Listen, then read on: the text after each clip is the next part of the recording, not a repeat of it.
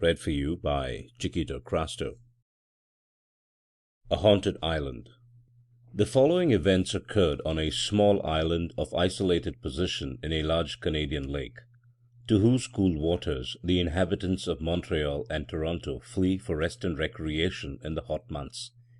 It is only to be regretted that events of such peculiar interest to the genuine student of the psychical should be entirely uncorroborated. Such, unfortunately, however, is the case. Our own party of nearly 20 had returned to Montreal that very day, and I was left in solitary possession for a week or two longer, in order to accomplish some important reading for the law which I had foolishly neglected during the summer.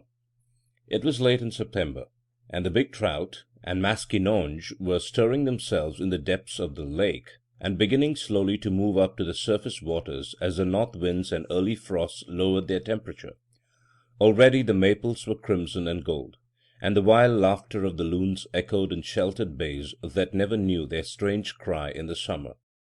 With the whole island to oneself, a two-story cottage, a canoe, and only the chipmunks, and the farmer's weekly visit with eggs and bread to disturb one, the opportunities for hard reading might be very great. It all depends. The rest of the party had gone off with many warnings to beware of Indians, and not to stay late enough to be the victim of a frost that thinks nothing of 40 below zero. After they had gone, the loneliness of the situation made itself unpleasantly felt. There were no other islands within 6 or 7 miles, and though the mainland forests lay a couple of miles behind me, they stretched for a very great distance unbroken by any signs of human habitation. But, though the island was completely deserted and silent, the rocks and trees that had echoed human laughter and voices almost every hour of the day for 2 months could not fail to retain some memories of it all. And I was not surprised to fancy I heard a shout or a cry as I passed from rock to rock, and more than once to imagine that I had heard my own name called aloud. In the cottage there were 6 tiny little bedrooms, divided from one another by plain unvarnished partitions of pine. A wooden bedstead, a mattress, and a chair stood in each room, but I only found 2 mirrors, and one of these was broken. The boards creaked a good deal as I moved about, and the signs of occupation were so recent that I could hardly believe I was alone. I half expected to find someone left behind, still trying to crowd into a box more than it would hold. The door of one room was stiff, and refused for a moment to open, and it required very little persuasion to imagine someone was holding the handle on the inside, and that when it opened I should meet a pair of human eyes. A thorough search of the floor led me to select as my own sleeping quarters a little room and a diminutive balcony over the veranda roof. The room was very small, but the bed was large, and had the best mattress of them all. It was situated directly over the sitting-room where I should live and do my reading, and the miniature window looked out to the rising sun. With the exception of a narrow path which led from the front door and veranda through the trees to the boat landing, the island was densely covered with maples, hemlocks, and cedars. The trees gathered in round the cottage so closely that the slightest wind made the branches scrape the roof and tap the wooden walls. A few moments after sunset the darkness became impenetrable, and 10 yards beyond the glare of the lamps that shone through the sitting-room windows, of which there were 4, you could not see an inch before your nose, nor move a step without running up against a tree. The rest of the day I spent moving my belongings from my tent to the sitting-room, taking stock of the contents of the larder, and chopping enough wood for the stove to last me for a week. After that, just before sunset, I went round the island a couple of times in my canoe for precaution's sake. I had never dreamed of doing this before, but when a man is alone, he does things that never occur to him when he is one of a large party. How lonely the island seemed when I landed again! The sun was down, and twilight is unknown in these northern regions. The darkness comes up at once. The canoe safely pulled up and turned over on her face, I groped my way up the little narrow pathway to the veranda. The 6 lamps were soon burning merrily in the front room, but in the kitchen, where I dined, the shadows were so gloomy, and the lamplight was so inadequate, that the stars could be seen peeping through the cracks between the rafters. I turned in early that night. Though it was calm and there was no wind, the creaking of my bedstead and the musical gurgle of the water over the rocks below were not the only sounds that reached my ears. As I lay awake, the appalling emptiness of the house grew upon me. The corridors and vacant rooms seemed to echo innumerable footsteps, shufflings, the rustle of skirts, and a constant undertone of whispering. When sleep at length overtook me, the breathings and noises, however, passed gently to mingle with the voices of my dreams. A week passed by, and the reading progressed favourably. On the 10th day of my solitude, a strange thing happened. I awoke after a good night's sleep to find myself possessed with a marked repugnance for my room. The air seemed to stifle me. The more I tried to define the cause of this dislike, the more unreasonable it appeared. There was something about the room that made me afraid. Absurd as it seems, this feeling clung to me obstinately while dressing, and more than once I caught myself shivering and conscious of an inclination to get out of the room as quickly as possible. The more I tried to laugh it away, the more real it became, and when at last I was dressed and went out into the passage and downstairs into the kitchen, it was with feelings of relief, such as I might imagine would accompany one's escape from the presence of a dangerous contagious disease. While cooking my breakfast, I carefully recalled every night spent in the room, in the hope that I might in some way connect the dislike I now felt with some disagreeable incident that had occurred in it. But the only thing I could recall was one stormy night when I suddenly awoke and heard the boards creaking so loudly in the corridor that I was convinced there were people in the house. So certain was I of this that I had descended the stairs gun in hand only to find the doors and windows securely fastened, and the mice and black beetles in sole possession of the floor. This was certainly not sufficient to account for the strength of my feelings. The morning hours I spent in steady reading, and when I broke off in the middle of the day for a swim and luncheon, I was very much surprised, if not a little alarmed, to find that my dislike for the room had, if anything, grown stronger. Going upstairs to get a book, I experienced the most marked aversion to entering the room, and while within I was conscious all the time of an uncomfortable feeling that was half uneasiness and half apprehension. The result of it was that, instead of reading, I spent the afternoon on the water paddling and fishing, and when I got home about sundown, brought with me half a dozen delicious black bass for the supper table and the larder.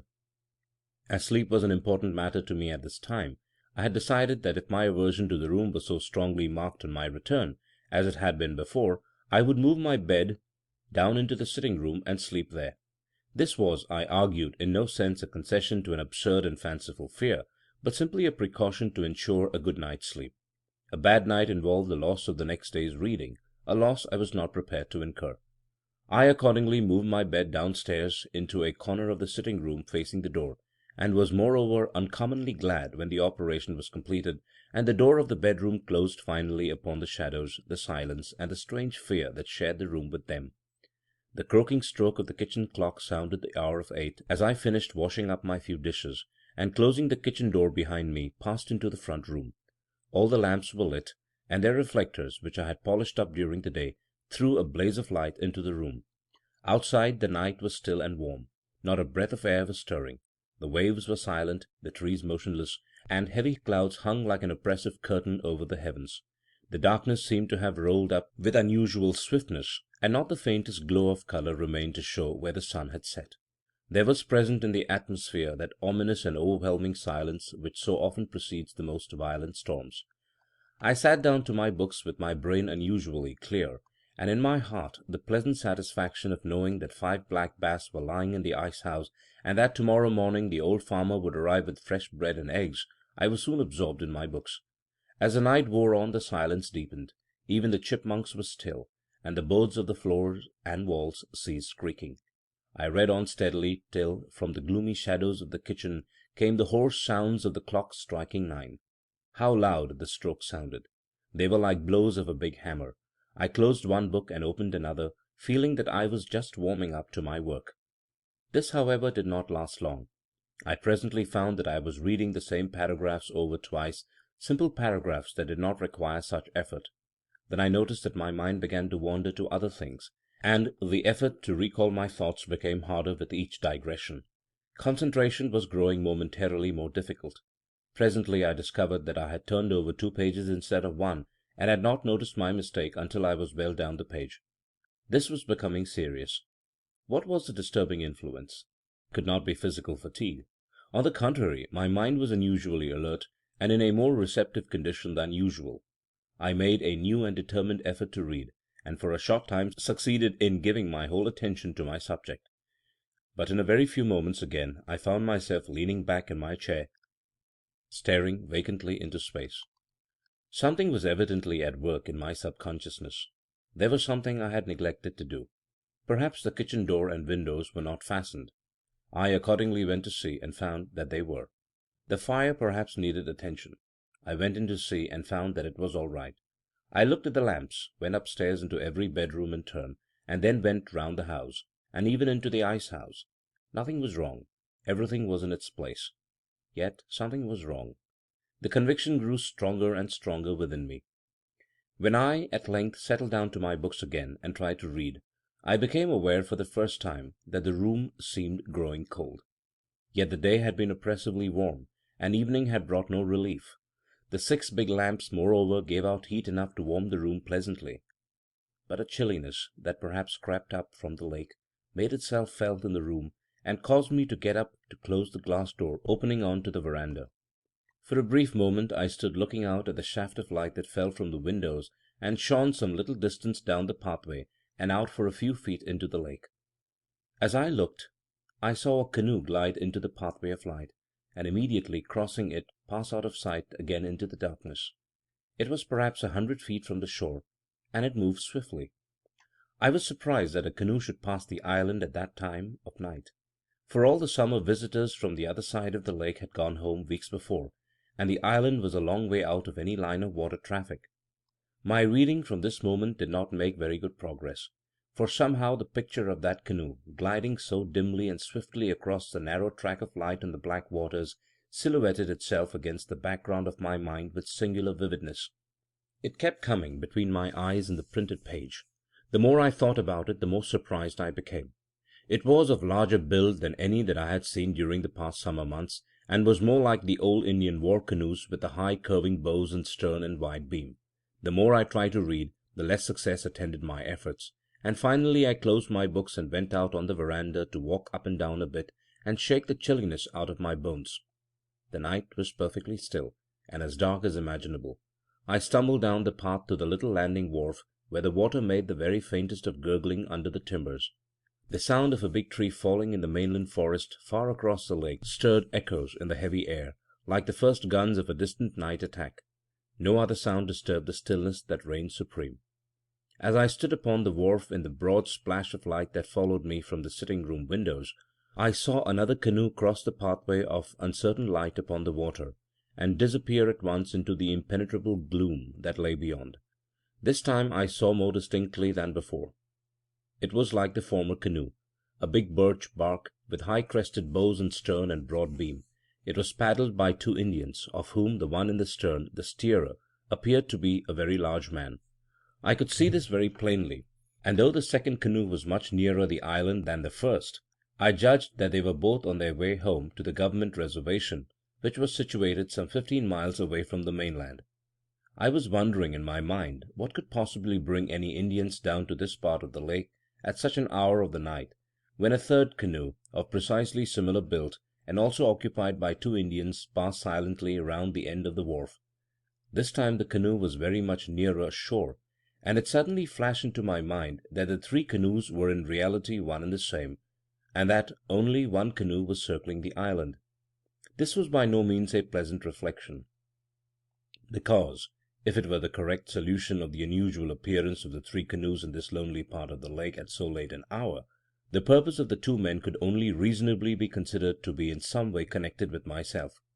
I had never known of the Indians attempting any violence upon the settlers who shared the wild, inhospitable country with them. At the same time, it was not beyond the region of possibility to suppose.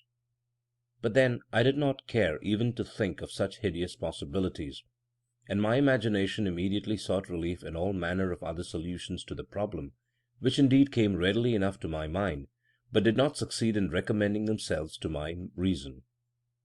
Meanwhile, by a sort of instinct, I stepped back out of the bright light in which I had hitherto been standing, and waited in the deep shadow of a rock to see if the canoe would again make its appearance. Here I could see without being seen, and the precaution seemed a wise one. After less than 5 minutes, the canoe, as I had anticipated, made its fourth appearance. This time it was not 20 yards from the wharf, and I saw that the Indians meant to land. I recognized the 2 men as those who had passed before, and the steerer was certainly an immense fellow.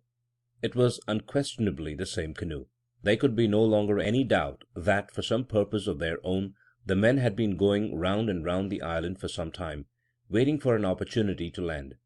I strained my eyes to follow them in the darkness, but the night had completely swallowed them up, and not even the faintest swish of the paddles reached my ears as the Indians plied their long and powerful strokes. The canoe would be round again in a few moments, and this time it was possible that the men might land. It was well to be prepared. I knew nothing of their intentions, and 2 to 1, when the two are big Indians, late at night on a lonely island, was not exactly my idea of pleasant intercourse. In a corner of the sitting-room, leaning up against the back wall, stood my Marlin rifle, with 10 cartridges in the magazine, and one lying snugly in the greased breech. There was just time to get up to the house and take up a position of defence in that corner. Without an instant's hesitation I ran up to the veranda, carefully picking my way among the trees so as to avoid being seen in the light. Entering the room, I shut the door leading to the veranda, and as quickly as possible turned out every one of the 6 lamps. To be in a room so brilliantly lighted, where my every movement could be observed from outside, while I could see nothing but impenetrable darkness at every window, was by all laws of warfare an unnecessary concession to the enemy.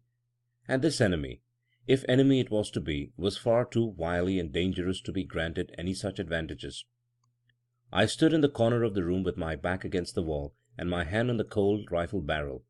The table covered with my books lay between me and the door, and for the first few minutes after the lights were out the darkness was so intense that nothing could be discerned at all. Then, very gradually, the outline of the room became visible, and the framework of the windows began to shape itself dimly before my eyes. After a few minutes the door, its upper half of glass, and the 2 windows that looked out upon the front veranda became specially distinct, and I was glad that this was so, because if the Indians came up to the house I should be able to see their approach and gather something of their plans. Nor was I mistaken, for there presently came to my ears the peculiar hollow sound of a canoe landing and being carefully dragged up over the rocks. The paddles I distinctly heard being placed underneath, and the silence that ensued thereupon I rightly interpreted to mean that the Indians were stealthily approaching the house.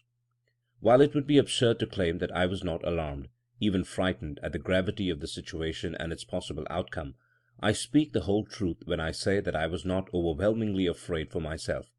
I was conscious that even at this stage of the night I was passing into a psychical condition in which my sensations seemed no longer normal. Physical fear at no time entered into the nature of my feelings, and though I kept my hand upon my rifle the greater part of the night, I was all the time conscious that its assistance would be of little avail against the terrors that I had to face. More than once I seemed to feel most curiously that I was in no real sense a part of the proceedings, nor actually involved in them, but that I was playing the part of a spectator moreover on a psychic rather than on a material plane. Many of my sensations that night were too vague for definite description and analysis, but the main feeling that will stay with me to the end of my days is the awful horror of it all, and the miserable sensation that if the strain had lasted a little longer than was actually the case, my mind must inevitably have given away. Meanwhile I stood still in my corner, and waited patiently for what was to come. The house was as still as the grave, but the inarticulate voices of the night sang in my ears, and I seemed to hear the blood running in my veins and dancing in my pulses.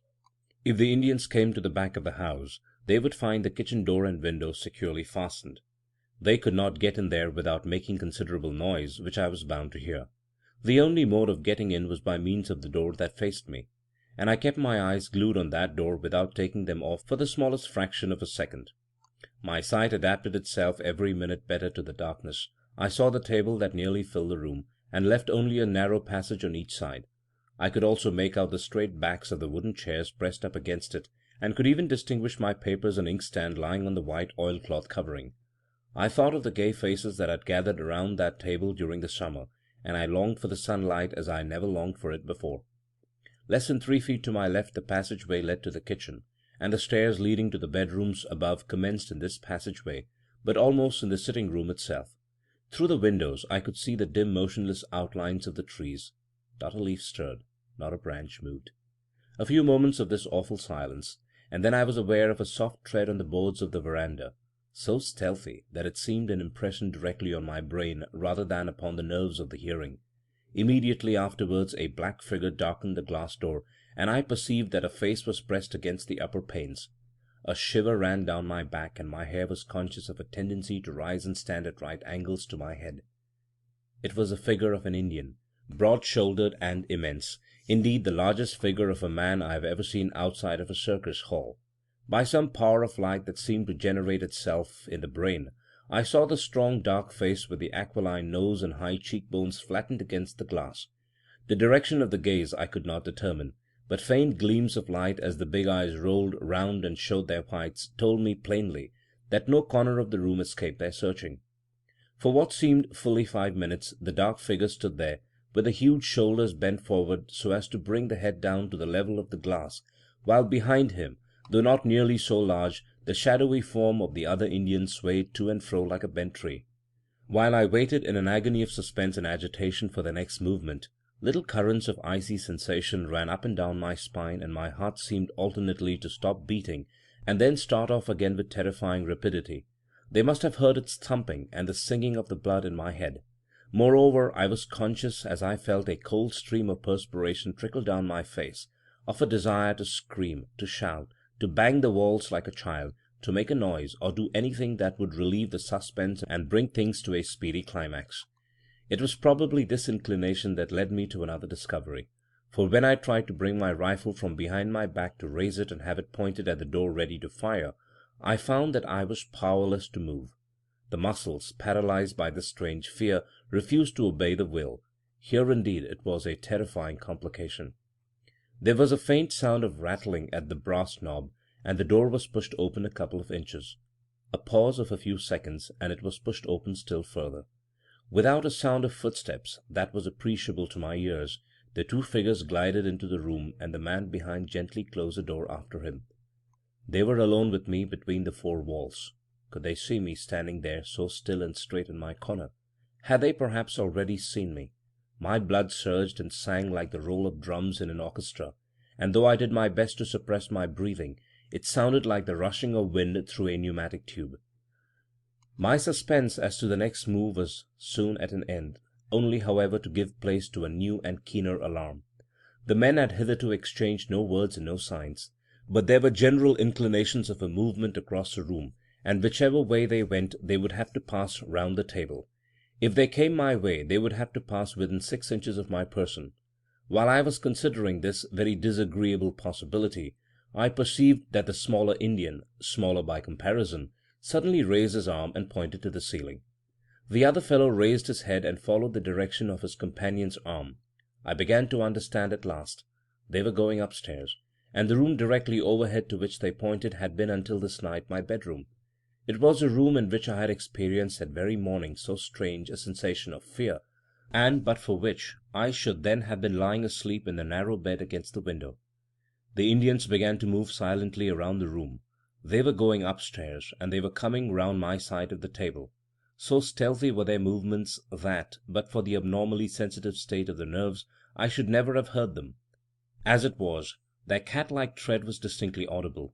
Like two monstrous black cats they came round the table toward me, and for the first time I perceived that the smaller of the two dragged something along the floor behind him. As it trailed along over the floor with a soft sweeping sound, I somehow got the impression that it was a large dead thing with outstretched wings, or a large spreading cedar branch. Whatever it was, I was unable to see it even in outline, and I was too terrified, even had I possessed the power over my muscles, to move my neck forward in the effort to determine its nature. Nearer and nearer they came. The leader rested a giant hand upon the table as he moved. My lips were glued together, and the air seemed to burn in my nostrils. I tried to close my eyes, so that I might not see as they passed me, but my eyelids had stiffened and refused to obey. Would they never get by me? Sensation seemed also to have left my legs, and it was as if I were standing on mere supports of wood or stone. Worse still, I was conscious that I was losing the power of balance, the power to stand upright, or even to lean backwards against the wall. Some force was drawing me forward, and a dizzy terror seized me that I should lose my balance and topple forward against the Indians just as they were in the act of passing me. Even moments drawn out into hours must come to an end some time, and almost before I knew it, the figures had passed me and had their feet upon the lower step of the stairs leading to the upper bedrooms. There could not have been 6 inches between us, and yet I was conscious only of a current of cold air that followed them. They had not touched me, and I was convinced that they had not seen me. Even the trailing thing on the floor behind them had not touched my feet, as I had dreaded it would, and on such an occasion as this I was grateful even for the smallest mercies. The absence of the Indians from my immediate neighborhood brought little sense of relief. I stood shivering and shuddering in my corner, and beyond being able to breathe more freely, I felt no whit less uncomfortable. Also, I was aware that a certain light, which, without apparent source or rays, had enabled me to follow their very gesture and movement, had gone out of the room with their departure. An unnatural darkness now filled the room and pervaded its every corner, so that I could barely make out the positions of the windows and the glass doors. As I said before, my condition was evidently an abnormal one. The capacity for feeling surprise seemed, as in dreams, to be wholly absent. My senses recorded with such unusual accuracy every smallest occurrence, but I was able to draw only the simplest deductions. The Indians soon reached the top of the stairs, and there they halted for a moment. I had not the faintest clue as to their next movement. They appeared to hesitate. They were listening attentively. Then I heard one of them, who by the weight of his soft tread must have been the giant, cross the narrow corridor and enter the room directly overhead, my own little bedroom. But for the insistence of that unaccountable dread I had experienced there in the morning, I should at that very moment have been lying in the bed with the big Indian in the room standing beside me. For the space of 100 seconds there was silence, such as might have existed before the birth of sound. It was followed by a long quivering shriek of terror, which rang out into the night, and ended in a short gulp before it had run its full course. At the same moment the other Indian left his place at the head of the stairs, and joined his companion in the bedroom. I heard the thing trailing behind him along the floor. A thud followed, as of something heavy falling, and then all became as still and silent as before. It was at this point that the atmosphere, surcharged all day with the electricity of a fierce storm, found relief in a dancing flash of brilliant lightning simultaneously with a crash of loudest thunder. For 5 seconds every article in the room was visible to me with amazing distinctness, and through the windows I saw the tree trunks standing in solemn rows. The thunder pealed and echoed across the lake and among the distant islands, and the floodgates of heaven then opened and let out her rain in streaming torrents.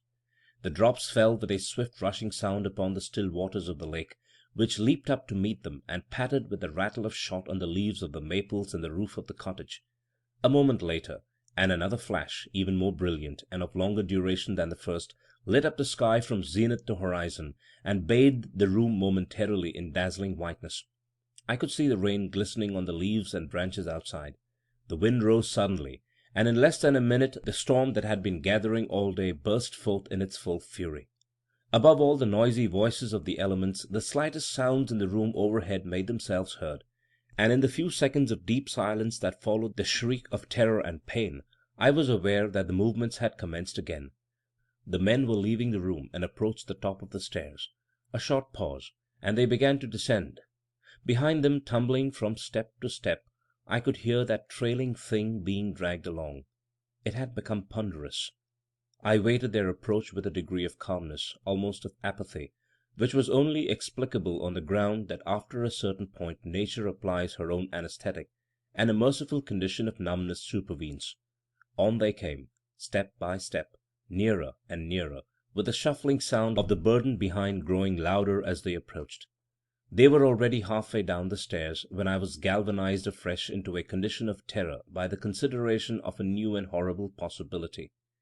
It was a reflection that if another vivid flash of lightning were to come when the shadowy procession was in the room, perhaps when it was actually passing in front of me, I should see everything in detail, and worse, be seen myself.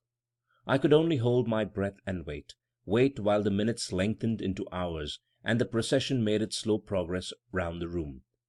The Indians had reached the foot of the staircase. The form of the huge leader loomed in the doorway of the passage, and the burden with an ominous thud had dropped from the last step to the floor.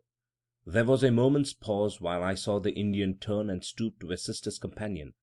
Then the procession moved forward again, entered the room close on my left, and began to move slowly round my side of the table. The leader was already beyond me, and his companion dragging on the floor behind him the burden, whose confused outline I could dimly make out, was exactly in front of me, when the cavalcade came to a dead halt. At the same moment, with the strange suddenness of thunderstorms, the splash of rain ceased altogether, and the wind died away into utter silence. For the space of 5 seconds my heart seemed to stop beating, and then the worst came. A double flash of lightning lit up the room and its contents with merciless vividness. The huge Indian leader stood a few feet past me on my right. One leg was stretched forward in the act of taking a step, his immense shoulders were turned toward his companion, and in all their magnificent fierceness I saw the outline of his features. His gaze was directed upon the burden his companion was dragging along the floor, but his profile, with the big aquiline nose, high cheek-bone, straight black hair, and bold chin, burned itself in that brief instant into my brain, never again to fade. Dwarfish compared with his gigantic figure, appeared the proportions of the other Indian, who, within 12 inches of my face, was stooping over the thing he was dragging in a position that lent to his person the additional horror of deformity. And the burden, lying upon a sweeping cedar branch which he held and dragged by a long stem, was the body of a white man.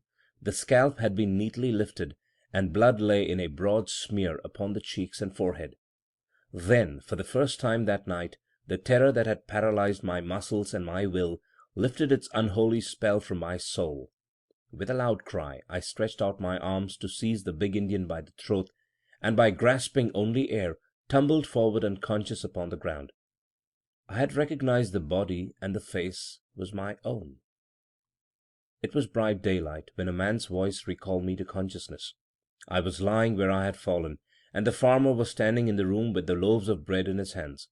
The horror of the night was still in my heart, and as the bluff settler helped me to my feet and picked up the rifle which had fallen with me, with many questions and expressions of condolence, I imagine my brief replies were neither self-explanatory nor even intelligible. That day, after a thorough and fruitless search of the house, I left the island and went over to spend my last 10 days with the farmer. And when the time came for me to leave, the necessary reading had been accomplished and my nerves had completely recovered their balance. On the day of my departure, the farmer started early in his big boat with my belongings to row to the point 12 miles distant, where a little steamer ran twice a week for the accommodation of hunters. Late in the afternoon I went off in another direction in my canoe, wishing to see the island once again, where I had been the victim of so strange an experience. In due course I arrived there, and made a tour of the island. I also made a search of the little house, and it was not without a curious sensation in my heart that I entered the little upstairs bedroom. There seemed nothing unusual. Just after I re-embarked, I saw a canoe gliding ahead of me round the curve of the island. A canoe was an unusual sight at this time of the year, and this one seemed to have sprung from nowhere. Altering my course a little, I watched it disappear around the next projecting point of rock. It had high curving bows, and there were 2 Indians in it. I lingered with some excitement to see if it would reappear again round the other side of the island, and in less than 5 minutes it came into view. There were less than 200 yards between us, and the Indians, sitting on their haunches, were paddling swiftly in my direction. I never paddled faster in my life than I did in those next few minutes. When I turned to look again, the Indians had altered their course, and were again circling the island. The sun was sinking behind the forests on the mainland, and the crimson-colored clouds of sunset were reflected in the waters of the lake. When I looked round for the last time, and saw the big bark canoe and its 2 dusky occupants still going round the island. Then the shadows deepened rapidly, the lake grew black, and the night wind blew its first breath in my face as I turned a corner, and a projecting bluff of rock hid my view from both island and canoe. End of The Haunted Island by Algernon Blackwood. Read for you by Chiquito Crasto, Birmingham, Alabama.